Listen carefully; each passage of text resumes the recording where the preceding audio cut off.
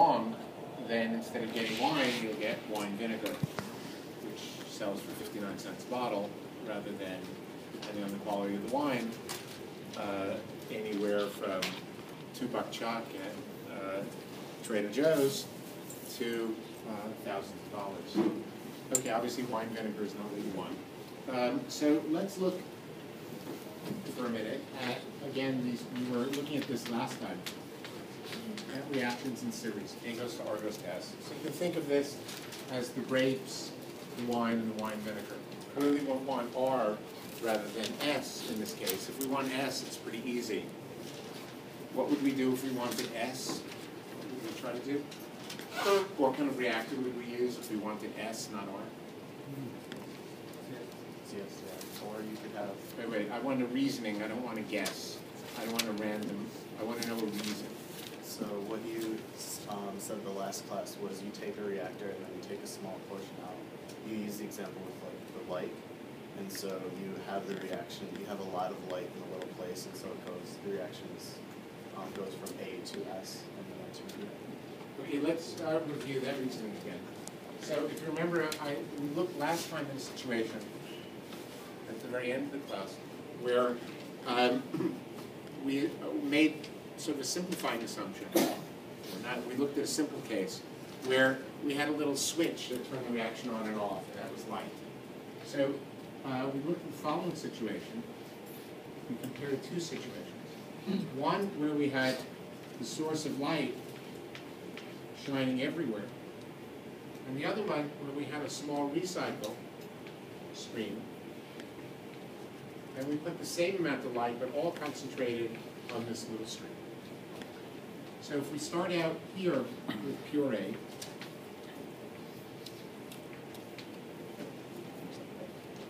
let's put a couple more colors here. Am I the only one who's hot in here? Seems to be a bit overheated. Or, can you see the blue on this dirty blackboard? No. The blackboard's clean, you can usually see it. If green is any better.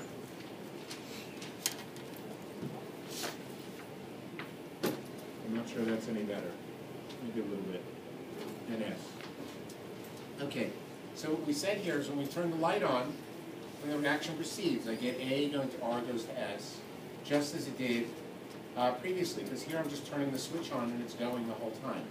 So we've already looked at this earlier in the semester, when A goes down, R goes up and through a maximum, and then goes down. And S rises like that. We've discussed these curves ad nauseum in the past. Okay, so now when we put all the light here, what did we say happened? In this case, the product goes directly from A to S and R in the Because? reservoir. Because at this point, all the reaction happens, as there is a lot of light on the small portion of the stream, the reaction goes directly to Yeah. to Yeah. So because there's a little bit of A comes in here, and there's so much light that it goes all the way to S by the time it gets to here. So if I'm only looking here, I only see A and S. I don't see any R. So R looks like this. A seems like it's going down, and S is going up. Very different. So if I'm interested in the intermediate, now this is of course a situation of minimum mixing.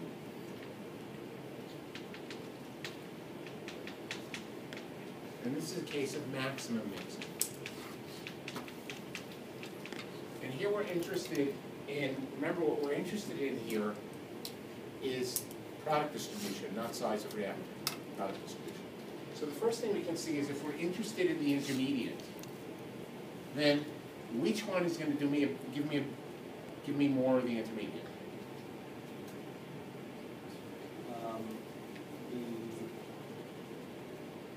The first one. The minimum mixing? Yeah, this one is going to give me, so minimum mixing corresponds to what kind of reactor? CSE. get a 50-50 chance to 150.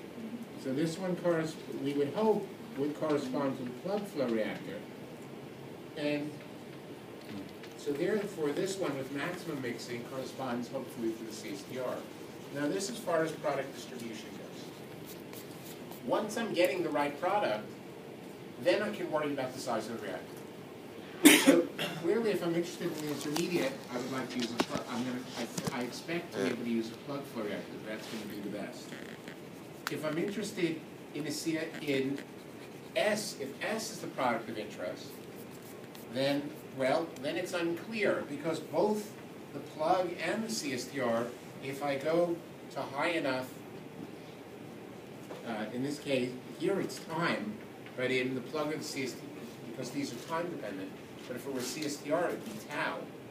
If it were a plug or a CSTR, it would be tau. When I go to large tau in a plug or CSTR, they're both going to give me lots of S. So I don't have to worry about product distribution if I go to big enough tau. I may need to go to bigger tau here. But they'll both give me a lot of S. So then, since they both give me the S as the product, if I want S, if I'm trying to make vinegar, then I can judge which reactor to use, reactor type, based on other considerations. What other consideration is there? What other consideration? It's a steady state reactor.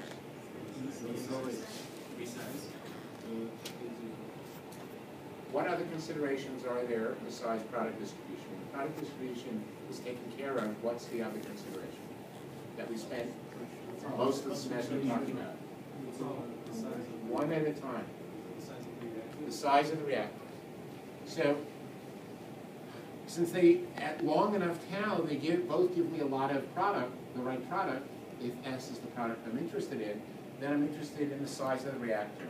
And as long as these reactants are monotonic, which reactor type is going to give me a smaller reactor for the same conversion? Plug. So chances are I'll want to use a plug if I want to make S, and I'll just be a plug at very large tau. But if I'm interested in making R, probably I'll want to use a plug at much smaller tau.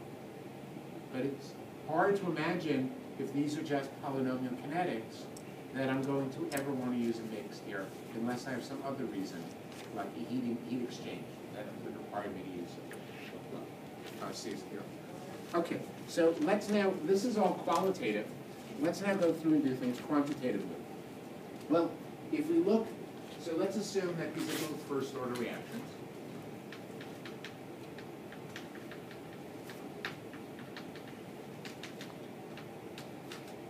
Both reactions are first order and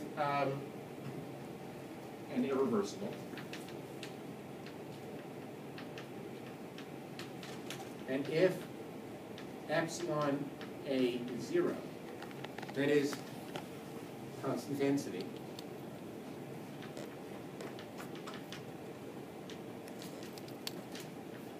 then the plug flow and the batch reactor look exactly the same. We get the same equations from our handy-dandy sheet. As a result, since we derived the product distribution for a batch reactor already for this set of reactions, all we have to do is change T to tau. Because if we look at our handy-dandy sheet, we see that the only difference, I have it somewhere, hopefully.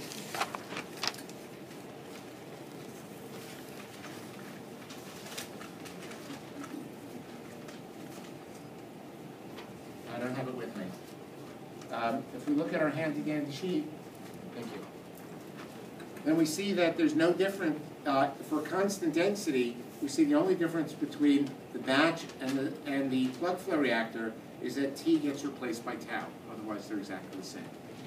So, thank you. So let's just repeat the solution. So for the plug,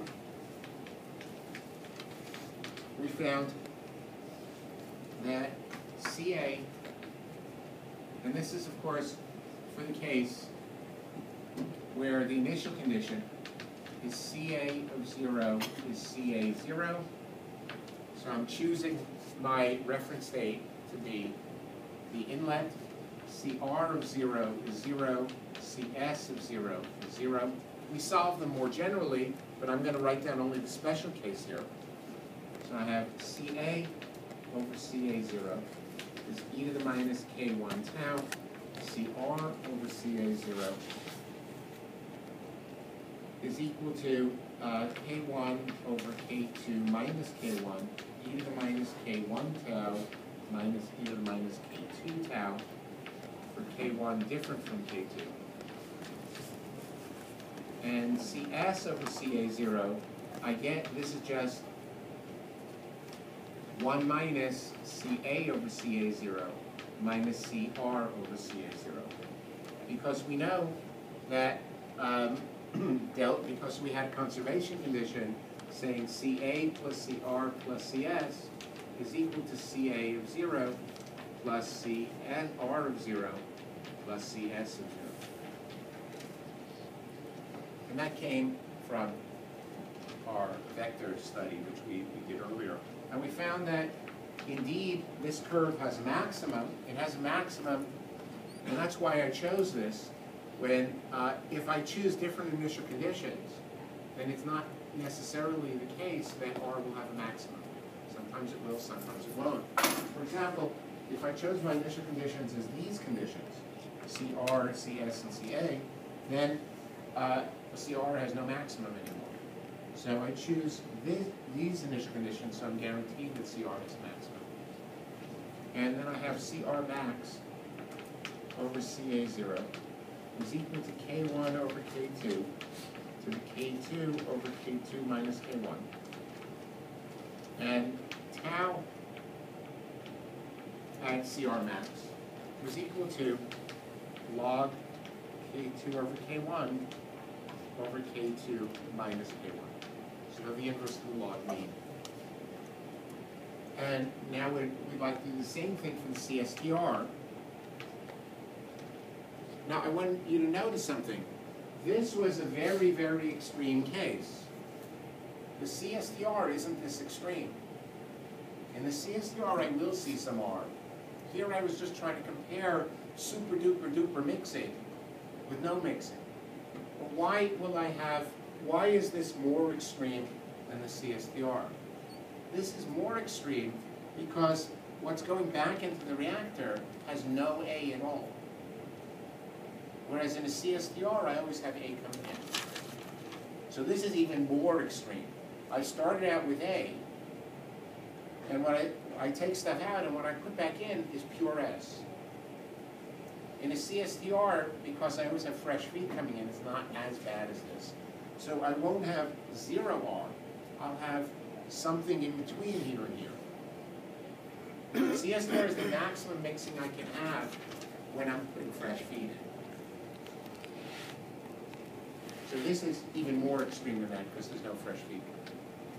Okay, so that's why we might expect that in the CSTR, I should see some R, and R should go through a maximum. And then we'll compare the maximum from the CSTR to the maximum from the plug, and we suspect from this line of argument that the plug will be better, meaning the maximum will be higher. But we still expect to see maximum. Okay, so we're going to go to the design equation to do this. And the design equation, remember, says tau for CSTR is equal to C in minus C out over minus R out. So let's do this. I can write this in terms of A, in terms of R, in terms of S. So let's write this. This is CA in minus CA out. CA in is CA of 0 minus CA over the rate of destruction of A. What's the rate of destruction of A?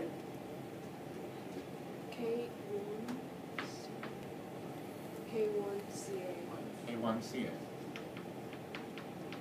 And I could also write this in terms of CR. So CR of 0 is 0, we said, minus CR over the rate of production of R, or the rate of destruction of R. What's the rate of destruction of R? K2CS minus K1C. K2 what? K2CR minus K1C. K2CR. Minus K1C. Good. And I could also write it in terms of CS. What would I get? So I have CS of 0, which is 0 minus CS, divided by K2CR. And I want the rate of destruction, so it's minus K2CR. Wait, I'm sorry. That's, yeah. K minus K2CR, that's the rate of destruction. Okay, so let's solve for CA. If I solve for CA, I have K1CA tau plus CA is CA0. So I have CA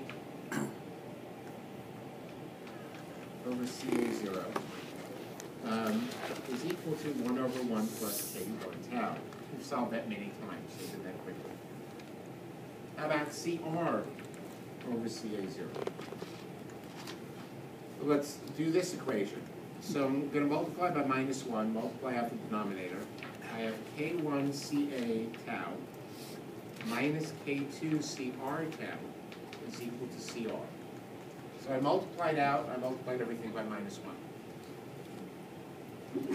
Okay, so now I bring this to the other side of the equation, plus, I factor out the CR, and I see that that CR over CA0, and let's divide both sides by CA0. CR over CA0 is equal to K1 tau times CA over CA0. CA over CA0 is 1 over 1 plus K1 tau. That's this. Divided by 1 plus K2 tau.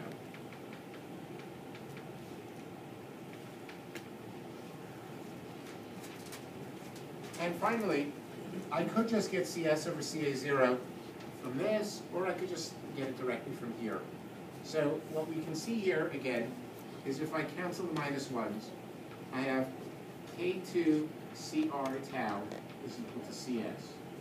So if I divide through by CA0,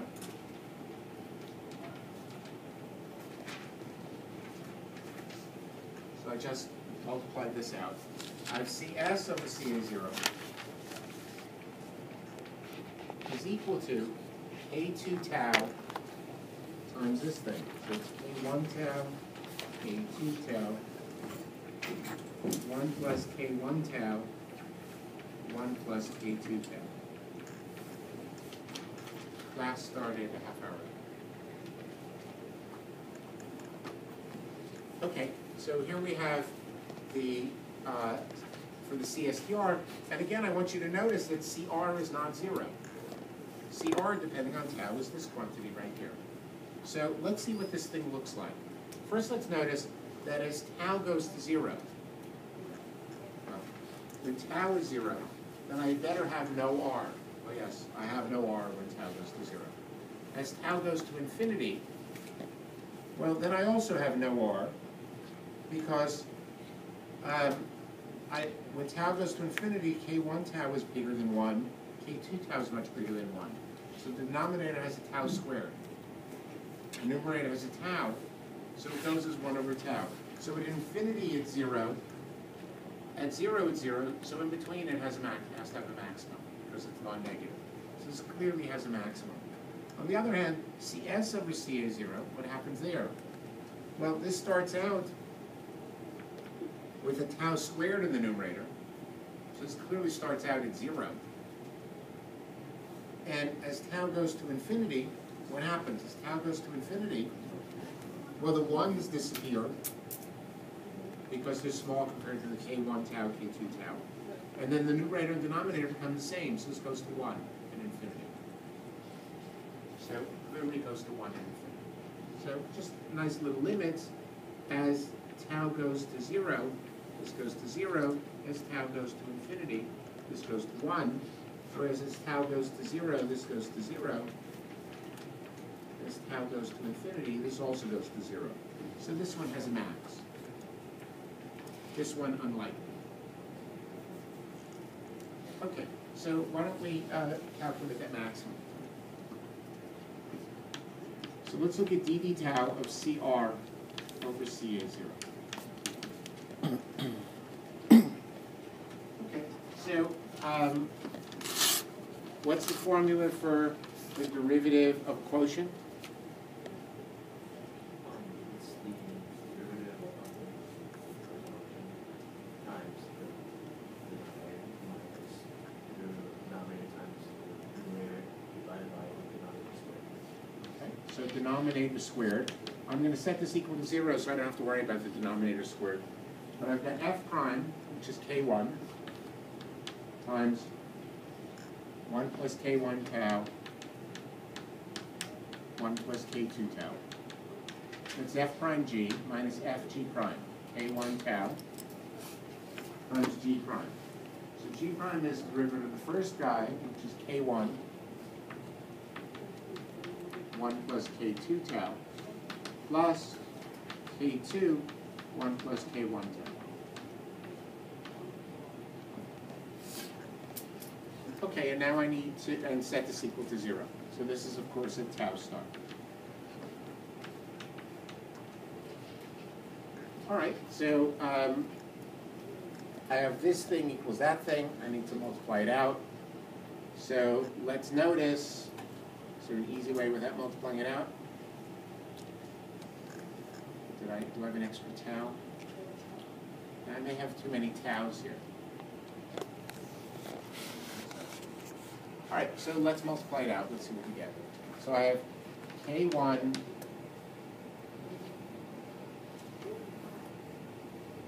well, the first thing I can do is I can cancel the k1. And then I have 1 plus k1 tau times 1 plus k2 tau.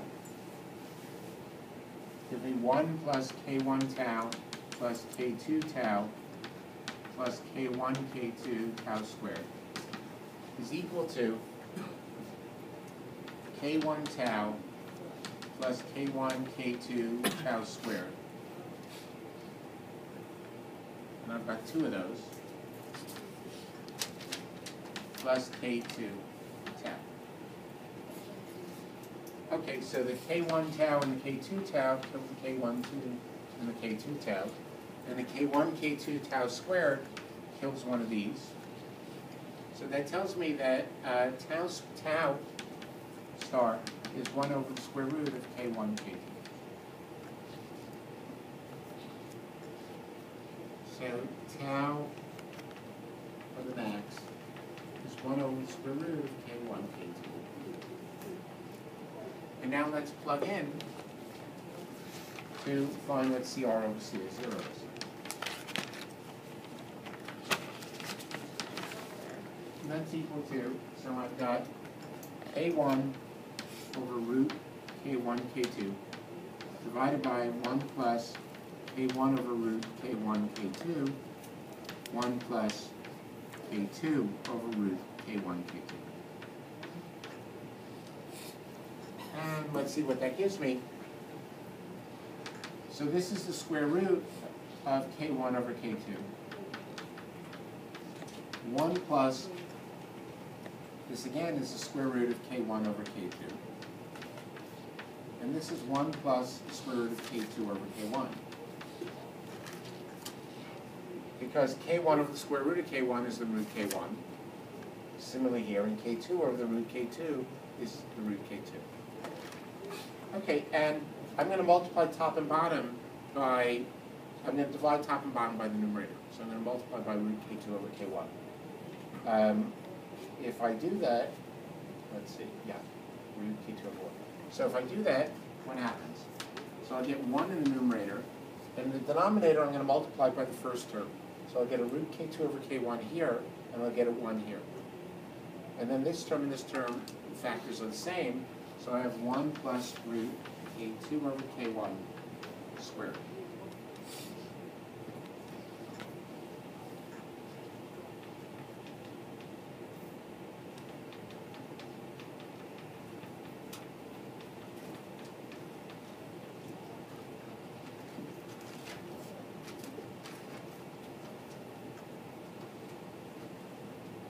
Okay, So let's see what happens. Now these are algebraic forms, so if I want to compare this guy to this guy, I really have to plot them. Isn't that CR max over CMF? Yes. So I really have to plot them to compare these two forms because they're algebraic forms. It's very hard to check. But one thing I can do is I can look at the tau maxes. Well, even there, let's see what happens. I can look at the situation where K1 is equal to K2. The other ones you just have to plot. So let's look what happens when K1 is equal to K2. When K1 equals K2, then this is just 1 over the square root of K1 squared, which is 1 over K1. From here, when K1 is equal to K2, I have to use L'Hopital's rule because I have 0 over 0. So if I use L'Hopital's rule, I take dd K1. Question about that, you said that's the inverse of our meaning, right? So if K1 is equal to K2, could you just change the way how we take commute? If K1 is different from K2, I have to do the integration separately. Because when I did the integration, and I got the K2 minus K1 in the denominator, that was assuming K2 is equal to K1. If K is different from K1, if K2 equals K1, it's a simpler integral. So then I don't get this. But it turns out that I can get, that I can also just take the limit of the result by taking L'Hopital's rule and I get the right answer. Of course, if I know from the beginning that K1 and K2 are equal, I would just do the integration with that built in. And then the integration is very simple. But I don't feel like going back and redoing the integration, so I'm just going to use L'Hopital's rule. So if I do that, so this is log K2 minus log K1. I use L'Hopital's rule. The derivative of log K1 is 1 over K1. With the minus sign. And the derivative of minus K2 minus K1 is also minus 1. So the minuses cancel, and this just gives me 1 over K1. So you can see is that the position of the maximum when K1 is equal to K2 are the same in the plug in the CSTR. However, if you actually do the plotting, you can see that that CR max over CA0, this is for the CSTR,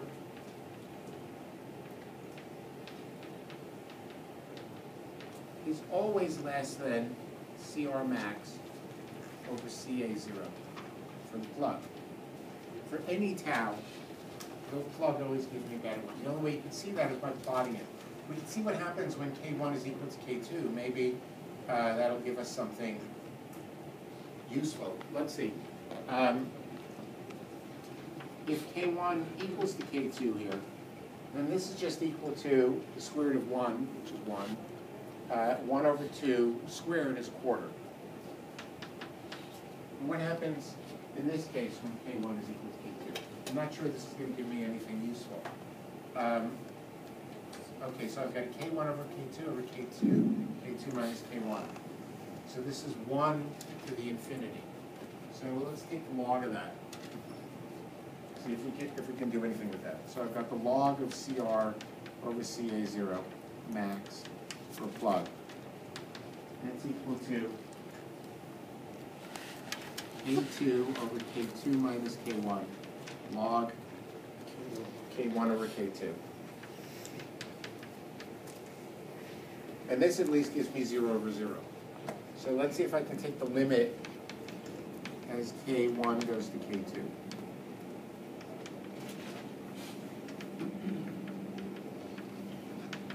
So the K2 can just come out, because that's not changing. And I've got the derivative of the numerator and the derivative of the denominator. Is K1 over K2 or K2 over K1? K1 over K2. Okay, so the derivative of the numerator with respect to K1 is just 1 over K1.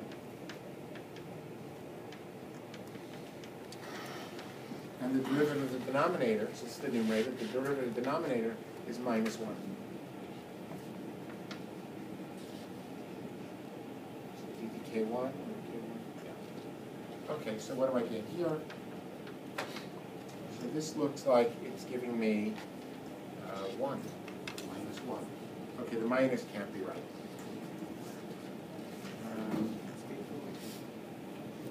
Is it K, was this K2 over K1? And the next line we have T max right?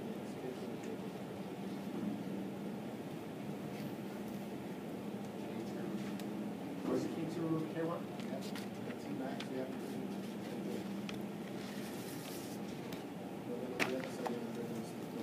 No, that's tau max. I'm talking about this. Was this K, can someone look back at their notes from batch reactor instead of guessing? Was this K1 over K2 or K2 over K1?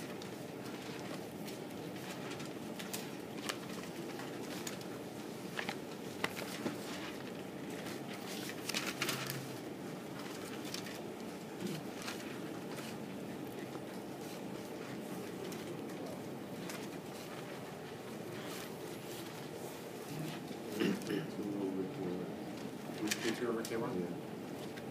That makes more sense. So if that's K2 over K1. So when I take the derivative, I'll get a 1 over K1. Oh, but it was raised to the negative, so it was in the notes it's raised to the negative. So Okay, can we please check and make sure that's correct? I don't want to do this 12 times.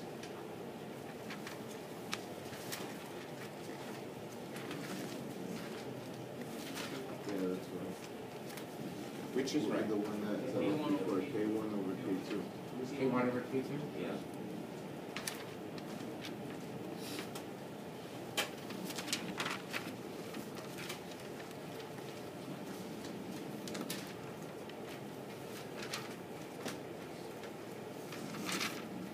Okay, so I've got, so this is K2 over K2 minus K1.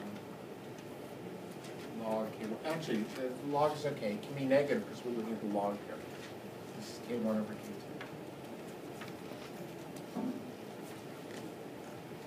Okay, so let's see what we get here. So again, I've got K2 coming out. I've got the derivative of this with respect to K1 is 1 over K1 minus 1. So I take the limit as K1 goes to K2. So those are the same. So I just get minus 1. So therefore, CR max over CA0 for a plug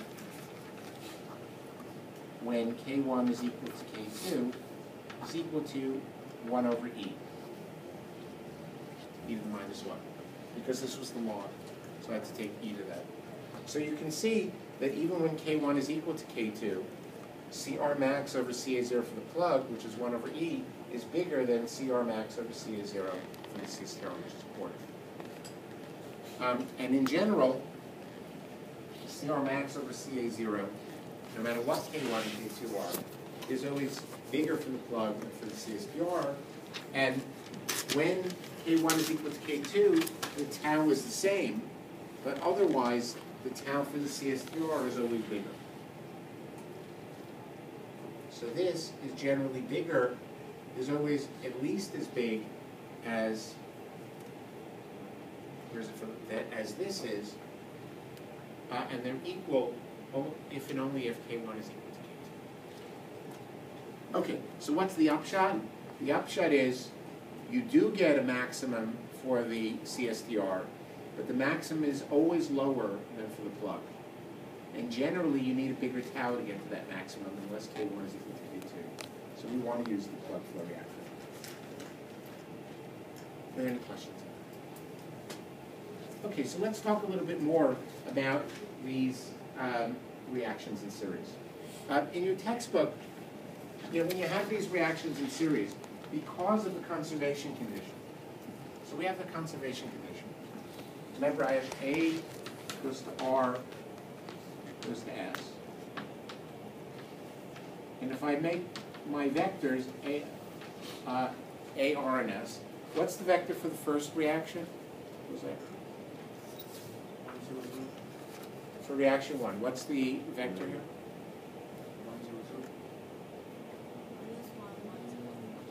-1, 1, 0. And the for the second reaction? 0, minus 1. Okay, so the stoichiometric subspace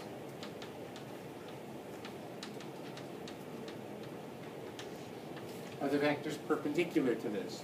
What vector is perpendicular to these two vectors? No. Who said that?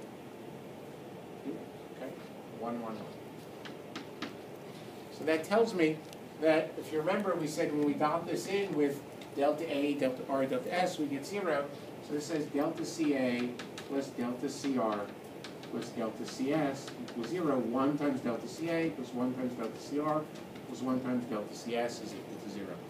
So this tells me that CA plus CR plus CS is equal to CA of 0 plus CR of 0 plus CS of 0. So that means that's particularly convenient. It allows your book to make these plots, where on one plot I can plot R, S, A, R, and S. So if I plot, so let's put a diagonal in here. And here I've got CR over CA0. So if I plot this, I plot CR over CA0 versus XA.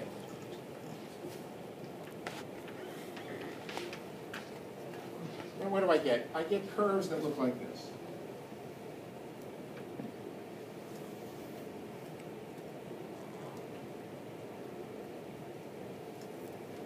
And these are for different values of K2 over K1.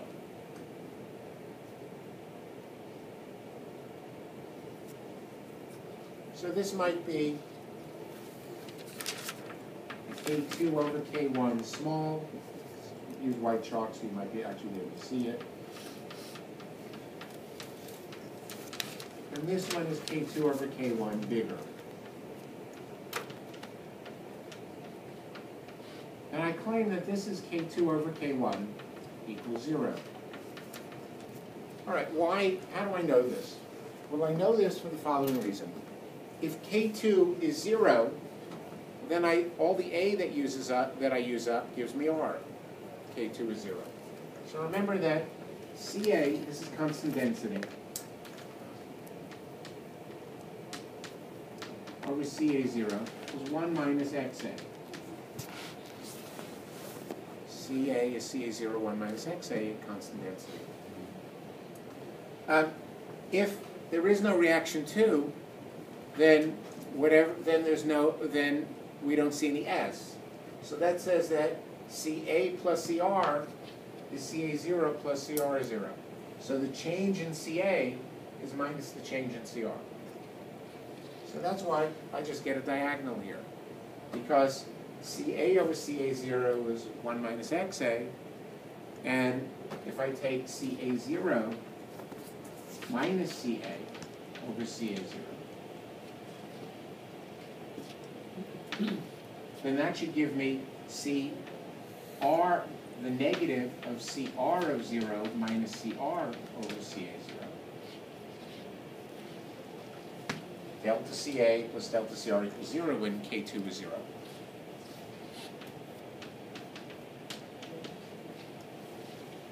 And this thing is just 1 minus CA over CA0 is just XA. And here, 1 minus this is 1 minus XA is just XA. And CR of 0 is 0, so this is just CR over CA0. So that just gives me the diagonal. Okay, so now how do I claim I can see everything on this curve. So if I look, say, at a point on this curve, okay, and why do the curves go in this direction? Well, the bigger CS is, the less R I have. So clearly, as I increase K2, the bigger K2 is, the less R I have and the more S I have. So the curve's going to go down. So that's why this is the direction of increasing K2. Okay? Now, so let's read things off. This height here is CR over CA0, because that's given. The height of the curve is CR over CA0.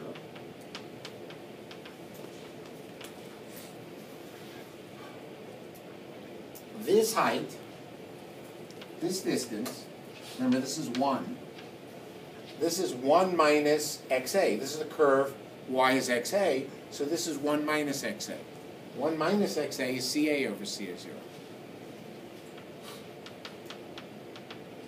And we know that this plus CS over CA0 always adds up to 1. So it tells me the little piece in between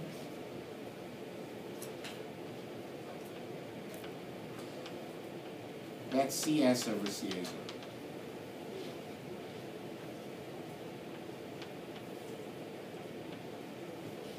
So the nice thing is, on this curve, you can read off all three, CA, CR, and CS. You can read them off the curve.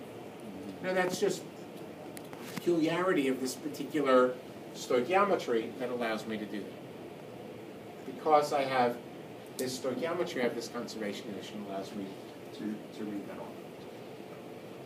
All right, another type of plot that your book likes to make is the selectivity plot.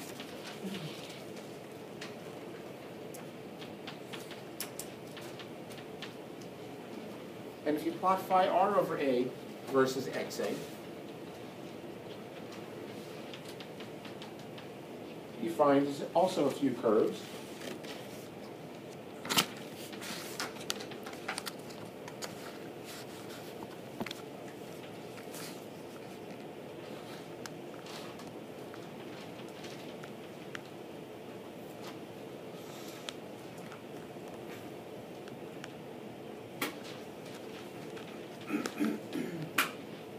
Where, let's see, this is K2 over K1.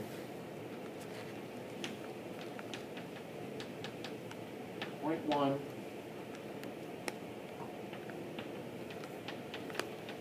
And there's 1, and K2 over K1 is 10.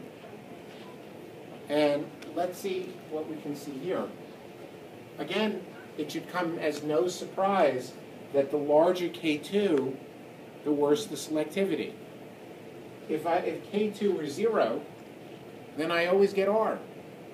So if K2 were 0, then phi R over A, the change in R over the change in A, would always be 1. I get rid of A, I make R. So when K2 over K1 is small, I start deviating from this line, the horizontal line at the top. So this line is K2 over K1, 0. And when K2 over K1 is large, then I eat up the R quickly. So my selectivity to R gets worse.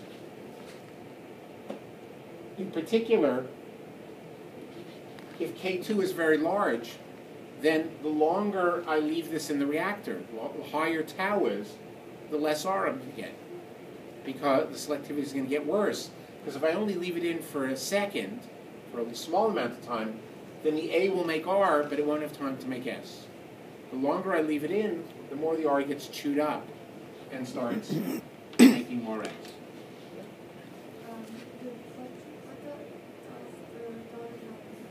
Yeah, no. So the solid lines are the plug, and the dashed line is CSTR. So it illustrates that the CSTR is always worse than the plug. Pluggers are the solid, the CSTR are the dashed lines. Okay, so let's say I want to make R. Now, if K2 over K1 is small, should I design for large XA or small XA? Volunteer. Yeah. I can go to pretty high XA. I don't want to go too far, but I can go to pretty high XA and still get a good selectivity.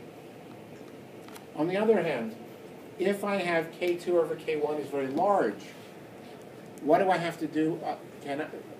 What XA should I be designing for?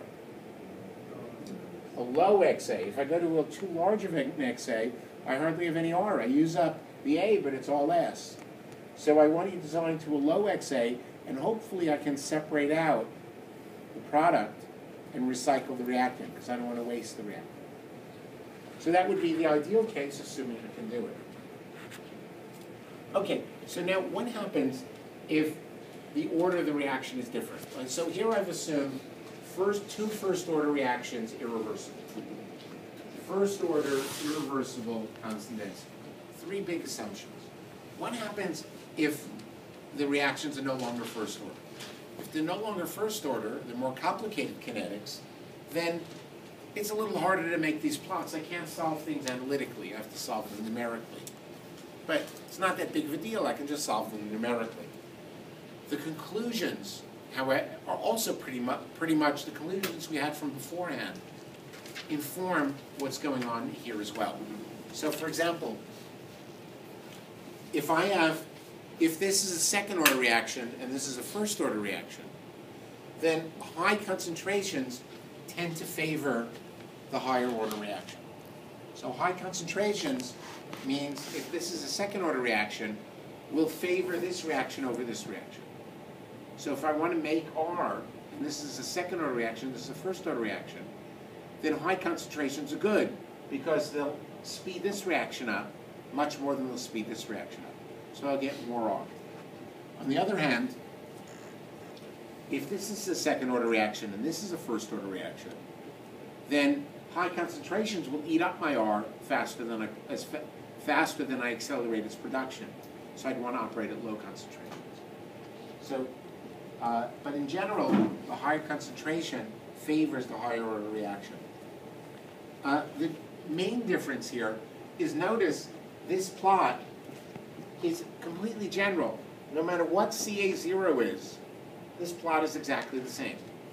And that's because if you look at these equations, either for the plug or the CSTR, the only place you see CA0 is in the normalization. In particular, there's no CA0 on the right side of the equation. There's no CA0 on the right here or here. If you remember earlier in the semester, I told you, so what does that mean? That means the product distribution is independent of the initial condition. What I told you is that that only happens, only for first order reactions. That's a peculiarity of first order reactions. So therefore I can make this universal plot when they're first order that holds for any CA0. An important caveat here is when the reactions are not all first order, then that no longer holds, and even the product distribution, this curve depends on on the initial condition. The initial condition is not just in the normalization, but it also appears on the right side of the equation. So I need a separate one of those plots for each CA0, CR0, CS0. It seems like you have an initial condition CS, But I only have it in the normalization. Oh, you mean why I have it here? Oh, well, okay, valid point. If I plug in though, it's actually in the normalization of these two. So it's 1 minus this minus that. 1 minus e to the minus k1 tau minus k1 over k2 minus k1. E to the minus k1 tau minus e to the minus k2 tau. And now you see that this is the right side of the equation, it has no CSR. So it's valid, not a question. But you can see if I look at the right side, there is no CSR. So for the higher order reaction, you end up in a situation where the trends that you see are these square sizes, or is it like a different? No, it's CA0 is in the functions. It's in the functions on the right. It's not just multiplying them. If it were multiplying them, then I can just divide it out. But you also have it integrated in. It's only in the first order case where it's just a multiplicative factor and you can divide it out. And in general, that's the normal case. The first order reaction is the pathological case where it happens to just be, you can divide it out. Okay.